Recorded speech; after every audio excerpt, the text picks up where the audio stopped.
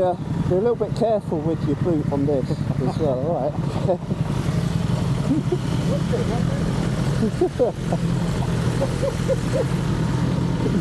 You said be careful with your boot on that. So I just went up there and said be careful with your boot on mine. So today's a special day. I'm going to have a ride on the BMW M1000R competition. Let's have a little look around it.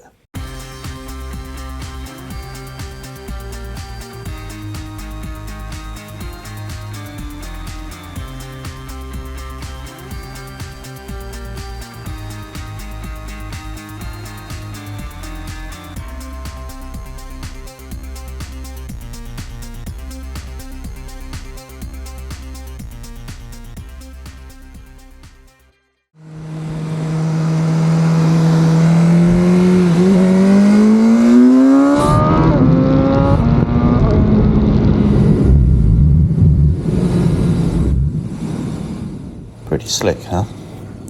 Let's go for a ride. So just to remind you, this is the Hypersport or Hypernaked bike from BMW. It's based on the S1000R, and this is a stripped down Street Fighter version of that with lots of pre-preg carbon fibre, including BST carbon fibre wheels. Now, this is a 205 horsepower bike, I believe they claim, with a top speed of around 175 miles per hour. It's a proper M bike, so it has those blue M branded calipers, and it has bar end mirrors. It also has winglets to help with aerodynamics to keep that front end down at higher speeds, although we're typically talking racetrack speeds, of course, north of 140 miles per hour. It already comes with a tail tidy of sorts as standard, has the typical 6.5 inch, I believe, TFT screen with keyless ignition, and the engine, as I say, is derived from the S1000R. It's got lightweight carbon wheels, and they are very, very, very nice and aid agility, of course. The look of the winglets are subjective to people. I quite like them. I like them on the Street Fighter V4S, which I owned, and I quite like the look of them on this bike. They're not too in your face, but they are kind of bold. They do make a statement, and BMW claimed that front wheel load is increased by up to about 25 pounds at about 140 miles an hour, and that should in theory aid stability for an unfair bike at such high speeds, although if you have the neck muscles to hang on to that, you're probably not too worried anyway. That TFT is nice. It's particularly clear. It doesn't get the 10 inch of the RT and the forthcoming GS, but it does get the 6.5 inch screen that they've used for some time. It comes with a nice M startup animation at the start, and it's obviously optimized for road and racetrack, so there is a gear shift indicator is the word I'm looking for which you can set at different parameters based on when you want to change up gear, I believe. The entire rev counter will then flash once the set speed has been achieved. Now this is a very light bike. I just stepped off my Street Triple RS, and fully fueled that thing is only 414 pounds. BMW claim 438 pounds fully fueled, which is obviously a difference of whatever 16 pounds I think. So you just can't tell that difference. It's just not noticeable on these two bikes that are so lightweight. I would say ergonomically, it's a longer stretch to the bars, and the bars are a little bit wider on the BMW, but otherwise the seat heights feel very similar, and it's a very similar weight to manage at stop between your feet. BMW claim a 0 to 60 in 3 seconds, and it certainly feels that. That's of course if you're prepared to rev the engine to 14,500 or 600 RPM. That's easy to say but very hard to do, particularly on the road. you're already going like a bat out of hell just using mid-range revs. And really the meat of the torque doesn't really come into about 10,000 revs, and then of course about 12,000 revs the power comes in like a bat out of hell. That's particularly useful on the track, but you know, if you've got the balls and you've got a clean license and you've got the skill level and you choose to use it on the road, it's arguably a bit reckless, but it will make you shift pretty much quicker than any other road vehicle. Bike comes with a homologated Krios exhaust as standard, and it really has quite a nice sound to it. It's not too loud, it's not too raughty, but you can definitely hear the engine when it starts singing, and it has an auto blip on the downshift, so that's particularly nice. You can hear a few pops and bangs here and there as you kind of short shift down into some of the corners. The suspension is particularly good. BMW has DDC. It's fully adjustable electronic suspension basically with a steering damper, and the steering damper, I've heard of, you know, ultimate high speeds is not really up to the job, but I certainly wouldn't be pushing this bike that hard particularly, but apparently so if you do track days, you might want to look at something else instead to replace that. There are a number of riding modes, including rain, road, dynamic, race and race pro. So they deliver optimum responses for the traction control system and the anti-lock brakes as required based on the use that you need. The bike only comes in this black colour scheme. The white colour scheme is for the MR model, but if you want the competition model, it only is available in this black storm metallic colour, is what they call it. There are some nice touches or Easter eggs throughout, such as the M1000R lettering and logo on the kind of laser engraved on the handlebars, the M logo in the headlight itself, and M stitching on the back of the rear seats. It's a very nice touch, very premium, as you would expect of a bike in this price bracket, which I think off the top of my head is around the 28,000 mark.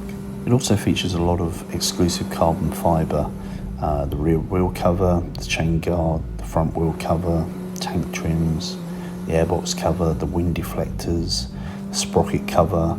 I mean, there is a lot of carbon, and BMW do carbon very well. It's proper pre-preg, and it's very, has a lot of clear coat lacquer on it, and it also cuts the weight by a few pounds as well.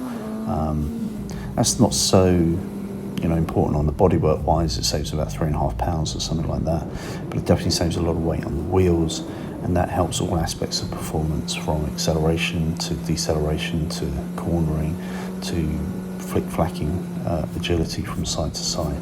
The bike comes with a 3-year warranty, and from what I gather, the bikes do seem to be holding up pretty well. There's been a couple of cases where people have arguably not run them in properly and tuned them and thrashed them from day one, and there's been some isolated incidences, but I don't think that's representative of most ownerships. So would I buy one? Well, I think first we need to look at the positives and then the negatives and have an overall verdict. But just to backtrack slightly, one thing I have to mention is that if you follow my channel for a good while, you'll know that I had an M1000 competition actually on order, and after a while I decided to cancel it and I ordered the Street Triple RS. So why did I do that? Well, mainly because I'd already had a 200 horsepower hyper-naked in terms of a Street Fighter V4S. As much as I enjoy the performance of that bike and that kind of bike, I was thinking this is a bit much for the road. You could put up a strong case for nobody needs more than 100 horsepower in a light bike on the road, and having 200 horsepower, well, it's nice to have, but I wasn't sure I really needed that again. And then Triumph announced the Street Triple RS, and for me it was a no-brainer. It would give me most of what I needed for half the price. So I made my decision and went with that. Had I gone with an M1000R competition, just for the record, I'd have been very happy. This is a phenomenally awesome bike, easily in my top 3 all-time bikes in terms of, being one of the fastest cross-country bikes you can ride and one of the most complete bikes made. It's very, very good. I also had an M1000XR on order. I kind of thought that's going to be the best of both worlds between an M1000R and a Multistrada. However, I got myself a speeding ticket, and it made me reevaluate, do I really want a fast bike, even if it's a fast, comfortable, upright bike like the M1000XR is likely to be with, again, 200 horsepower is the expectation there. So I cancelled that as well and went with the Multistrada. So anyway, I digress. Let's look at the positives, pros for this bike, and the negatives and the verdict. On the positive side of things, the bling. The pre-preg carbon fibre, including the Naughty BST source carbon wheels, are just sublime. It's a really, really premium feel, and you get a pride of ownership in having that kind of polished finish. Power. Of course, nobody needs 200 horsepower on the road, I've just said that, but equally it never gets old. So, it's nice that these crazy powerful bikes exist and are tamed by modern electronics, and BMW know how to make big horsepower. Agility. This bike is very, very lightweight for a 1000cc machine, has very precise geometry, has a very stable chassis. The suspension and brakes are top drawer, and overall this bike is clearly set up as a race bike that is very manageable to ride on the road. Bump management. The bump management is quite exceptional. The electronic suspension is particularly good at managing bumps in the road. Most road bikes, nearly all road bikes in actual fact, are woefully underdamped when it comes to rebound damping. So that's when the shock is compressed and it's unloading its compression upwards, and that's what you feel when you get a smack in the backside when you go over a bump. The BMW is particularly good at ironing that out. With that said, the standard suspension settings in dynamic mode are very, very firm, so it is still a little bit like riding a plank. It's not going to be a Goldwing in terms of ride, but it's very good at keeping very level and very good at feeding back to you what that suspension is doing. The next thing is the TFT. Nobody in motorcycling does clearer TFT screens than BMW. They get it that people spending $30,000 on a toy, probably middle-aged, our eyesight probably isn't the best, and they don't like looking at a million fancy graphics. They just want to see the key information as clear as day, and BMW are very, very good at doing that. They have a very intuitive GUI, and the scroll wheel is, again, still the best in the business. So it's all unicorns and rainbows, right? Well, not quite. I think in terms of sexiness, it's a good looking bike, but it's not catwalk Ducati lustworthy. This is no Panigale, it's not a Street Fighter V4S. Also, I think it's indicative of inline fours, but in terms of soul, I think it's definitely lacking a kind of fall in love character about it. There's not an engagement that you get, say, with a lot of V-twins or opposed twins. There's not a halfway house between a kind of twin and a screaming four like in a triple. It's just a very clinical inline four, and you admire it, but I'm not sure you love it. And then the final thing is vibes. It was reported at the launch by a number of journalists that you do get some vibes through the hands, and some found it very annoying. Others just said, it just goes with it's par for the course with a lot of inline fours that are highly tuned. I rode it, spiritedly, not like a bat out of hell, but I would say fairly spiritedly, and using the mid-range revs a great deal. It is very vibey in that mid-range, around 6,000 RPM, and I thought, you know, it's not that bad, it's fine, everything's good. But 2/3 of the way through the ride, my hand went completely numb. My right throttle hand was completely numb, and if I hadn't been in the twisties, I would have had to put cruise control on, which it has as standard, thankfully, along with heated grips, and I would have been able to then kind of shake out my hand a bit. But it was very annoying because it completely sent my hand to sleep, and I didn't even realise until I couldn't use the throttle particularly well. So that was a bit of a problem. Okay, verdict. It's a truly phenomenal, fast A to B cross-country bike. I think for me personally, the Street Fighter V4S and also the KTM Beast, the Super Duke, has much better mid-range punch, and in fact that's why a lot of people put a BT Moto branching on their S1000RRs and M1000Rs, because it just gives you a lot more mid-range and smooths out the throttle response. I'd be interested to know whether it also helps with hand vibrations as well. But I think as they come out of the gate, the Street Fighter V4S particularly has much better mid-range punch, and that's a lot more usable, particularly on the road. Also, I think that arguably the Street Fighter RS is arguably is good for fast road use, and it's half the price. My friend Brian actually rode my RS whilst he lent me his M1 competition. We rode the same roads, same speeds. His wife's actually got a Moto 2 as well, and he said, you know, I just love that bike, it's so agile, it's brilliant, it's fantastic. So, you know, if you've got to be honest with yourself, you know, do you want to pay twice as much for something that's a little bit better and you know, maybe draws more of a crowd, or do you just want the riding experience? In which case, back in the real world, on real roads, there isn't that much in it, even when you're going pretty fast. So overall, I think it's easily one of the fastest and best motorcycles I've ever ridden, but it does lack a little je ne sais quoi.